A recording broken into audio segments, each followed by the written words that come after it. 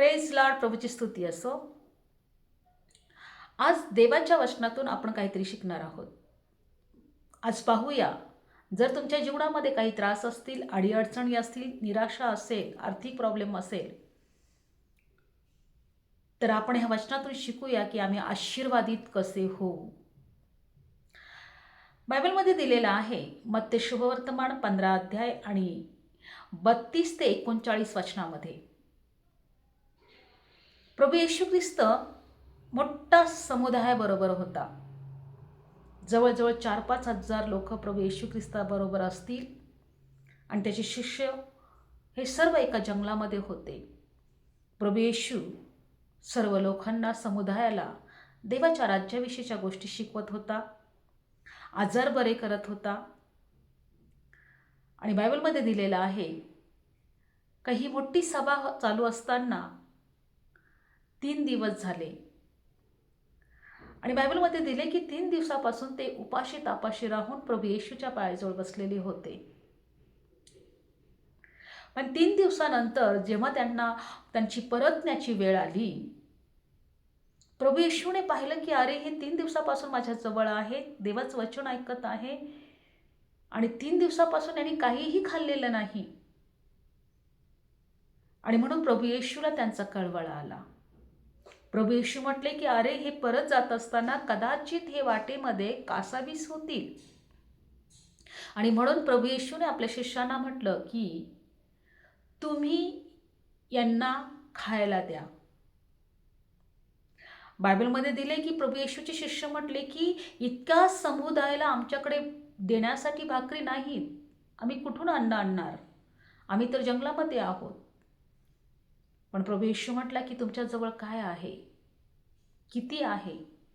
तेव्हा बायबल सांगतं की कुणा एकाकडे 7 भाकरी आणि काही मासोळ्या होत्या आणि त्यांनी ते प्रभू येशूच्या हातात दिले. आणि प्रभू येशूने बायबलमध्ये दिलेलं आहे की देवाचे उपकार मानले. त्या 7 भाकरी आणि काही मासोळ्या घेऊन देवाला धन्यवाद दिलं. आणि बायबलमध्ये दिलेलं आहे मग प्रभू येशू म्हटला की जा, ह्या सर्व समुदायाला तुम्ही वाटा. आणि शिष्याने त्याचे तुकडे केले, टोपल्यांमध्ये भरले आणि जसं ते वाटत गेले, संपूर्ण समुदाय 4 ते 5 हजार लोक हे खाऊन पिऊन तृप्त झाले. आणि बायबलमध्ये दिलेलं आहे की त्यानंतर ते तिथून गेले. ह्या वचनातून आम्हाला परमेश्वर एकच गोष्ट शिकवत आहे की जेव्हा तुमच्याकडे थोडं असेल, त्या थोड्यामध्ये तुम्ही विश्वासू राहा, देवाचे उपकार माना, देवाला धन्यवाद द्या. होऊ शकतं तुमच्या जीवनामध्ये खूप सारे पैसे नसतील, अडीअडचणी असतील, निराशामध्ये असाल, पुरेसे तुमच्याजवळ काही वस्तू नसतील, पण देवाने तुम्हाला जे काही दिलेलं आहे त्याबद्दल देवाला धन्यवाद द्यायला शिका. देवाचे उपकार माना, देवाची स्तुती करा. बायबलमध्ये दिलेलं आहे की थोडक्यात विश्वासू राहा म्हणजे तुला देव अजून देईल. जे तुमच्याकडे आहे त्यासाठी देवाचे उपकार माना आणि बघा, बरकत, आशीर्वाद हे तुमचे आहे.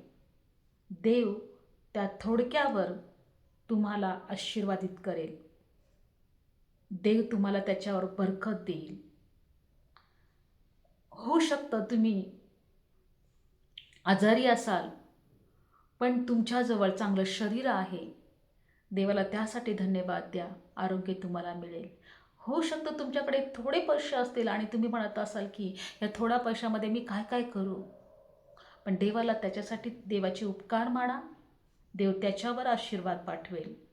होऊ शकतं तुमच्या जीवनात काही निराशा, जीवनात चिंता असेल, त्रास असतील, पण जे चांगलं आहे ते आठवून देवाला धन्यवाद द्या. देव तुमच्या जवळ आहे ते आठवून देवाला धन्यवाद द्या, देवाचे उपकार माना. होय, नक्कीच देव तुम्हाला आशीर्वाद देईल. तर ज्या चुकीच्या आणि वाईट गोष्टी किंवा जे चिंता तुमच्या जीवनात, त्रास आहे, त्याच्याबद्दल कुरकुर न करता जी परिस्थिती आहे त्या परिस्थितीमध्ये देवाला धन्यवाद द्या, देवाचे उपकार माना. देव तुमची परिस्थिती बदलेल. या वचनाद्वारे देव तुम्हाला आशीर्वादित करो. आमेन. Praise Lord.